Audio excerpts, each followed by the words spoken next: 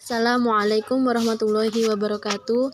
Alhamdulillahirabbil alamin wa bihi nasta'in wa ala umuri dunya waddin wa ala alihi wa sahbihi ajma'in amma ba'd.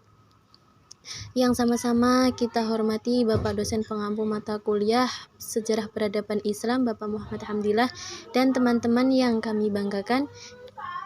Di sini kami dari kelompok 7 akan sedikit memaparkan materi kami yang berjudul Dinasti Mamalik di Mesir. Baiklah, untuk pemaparan materi yang pertama akan dipaparkan oleh saya sendiri. Yang pertama, sejarah berdirinya dinasti Mamalik di Mesir. Kata makhluk berarti budak atau hamba yang dibeli dan dididik dengan sengaja agar menjadi tentara dan pegawai pemerintah. Seorang Mamaluk berasal dari ibu atau bapak yang merdeka, bukan atau ibu bapak hamba. Ini berbeda dengan abad yang berarti hamba sahaya, dilahirkan oleh ibu bapak yang juga berstatus sebagai hamba dan kemudian dijual. Perbedaan lain adalah Mamluk berkulit putih sedangkan berkulit hitam. Sebagai Mamluk berasal dari Mesir, dari golongan hamba yang dimiliki oleh para sultan dan amir pada masa Kesultanan Bani Ayub. Mamluk dinasti Ayyubiyah berasal dari Asia Kecil, Persia atau Iran, Turkistan dan Asia Tengah. Dinasti Mamluk atau Mamalik adalah sebuah dinasti yang pemerintahan yang didirikan oleh para budak. Mereka pada mulanya adalah orang-orang yang ditawan oleh penguasa dinasti Ayyubiyah sebagai budak yang kemudian dididik dan dijadikan tentara, yang mereka ditempatkan di tempat yang tersendiri yang terpisah dari masyarakat. Selanjutnya, masa pembentukan. Berdasarkan penelusuran sejarah, pertengahan abad ke-13 adalah periode krisisme. Dinasti Mamalik terpuruk pada jeratan zaman eksistensi kaum Mamalik berada dalam zaman kehancuran pemerintahan Islam secara umum. Prakarsa kaum Mamalik dalam membentuk sistem pemerintah lebih berpusat pada skala kecil, yaitu Mesir sebagai negara. Namun, prestise kaum Mamalik dalam memperkukuh rezim bisa didudukkan pada proyek percontohan dan membentuk negara yang berskala besar. Berdirinya negara independen atas antusiasme para budak adalah fenomena spektakuler.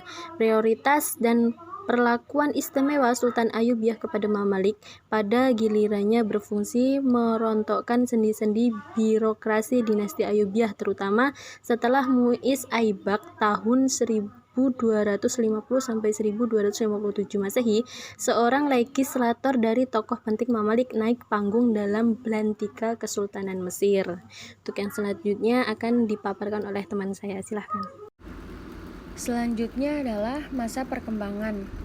Kemenangan atas pasukan Hulagu berimplikasi positif kepada pertumbuhan politik. Dinasti Mamalik memiliki sistem hierarki yang kompleks dengan mamluk-mamluknya sultan sendiri berada di puncak struktur. Militer melalui komando satu arah dari sang sultan dapat melumpuhkan sisa-sisa Ayyubiyah di Syria. Sejumlah kantong-kantong tentara salib di Levant dihancurkan, begitu juga dengan kelompok-kelompok Ismaili di Syria. Perkembangan wilayah Mamalik sampai ke Sirenaika atau Barkah di barat, Nubia dan Hijaz atau Masawa di selatan, dan Cisma Gunung Taurus di utara. Dengan fondasi yang dicanangkan Baibars, Sultan-Sultan Mamalik terus memperkokoh diri. Sultan dan para amir yang juga Mamalik membangun pasukan pribadi, yaitu Al-Mamalik Al-Sutiyaniyah dan Al-Mamalik Al-Umarah. Selanjutnya adalah masa kejenuhan. Pemerintahan oligarki militer Mamalik pada akhirnya memasuki masa jenuh.